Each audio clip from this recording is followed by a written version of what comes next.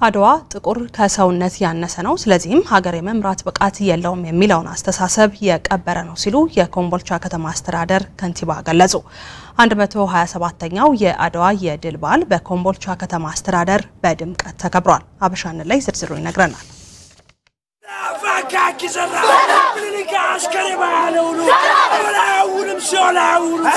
የኢትዮጵያኖች እንዲሁም ደግሞ የመላው ጥቁር በዓል የሆነው 127ኛው የአድዋ ድል ቀን በኮምቦልቻ ከተማ አስተዳደር በድምቀት ተከብሯል። በበዓሉ ላይ የታደሙት የኮምቦልቻ ከተማ አስተዳደር ወጣቶች እና አባቶች ስለ አድዋ የሚሰማቸውን ስሜት እንደዚህ ነው ያንጸባረቁት።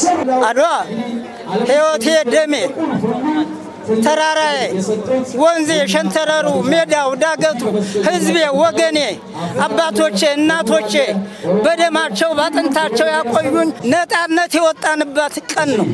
እዚህ የመገኘታችን ዋና ምክንያት ነው አድዋ ላለመወረራችን ሰላም ለማግኘታችን እና ደግሞ የጥቁር ህዝብ ሁሉ አንድነታችንን የምናሳይበት በዓል ነው። ለኔ ትልቅ ደስታ አለው። አድዋ ማለት ሀገሪቱ ማለት ነው። ምኒልክ እናት ምን ትልክ ተብሎ ፈረንጅ ብሎ ነበር። እንግዲህ ሀበሻ እንቁላል ቁርስ ናት ዶሮ ምሳ ናት ብሎ ነበር ፈረንጅ።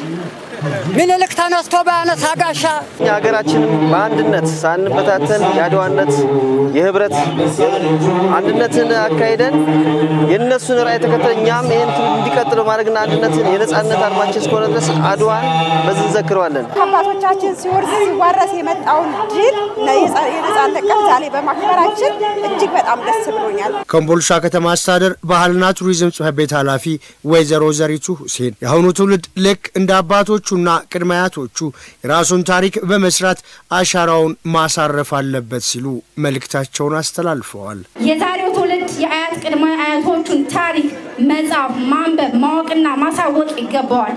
ታሪክን ከማወቅ ባለፈ በእያንዳንዱ የትውልድ ዘመን ታሪክ መስራት እንደሚቻል የአባቶቻችንን ታሪክ ስንቅ በማድረግ ዛሬም ለሀገራችንና ለሕዝባችን እድገት አንድነት ታሪክ የምንሰራበት እድል እንዳያመልጠን የትውልድ ኃላፊነታችንን መወጣት አለብን። ጥቁር ጦር መምራት አይችልም ከዝንጀሮ ከፍ ቢል ነው እንጂ ሰው አልሆነም የሚለውን የነጮችን ትርክት መስበር የቻልነው በአድዋ ነው ያሉት ኮምቦልቻ ከተማ አስተዳደር ከንቲባ አቶ መሐመድ አሚን የሱፍ ለዚህ ደግሞ ግንባር ቀደሙን ሚና የተጫወቱት እምዬ ሚኒሊክ ናቸው ሲሉ ገልጸዋል።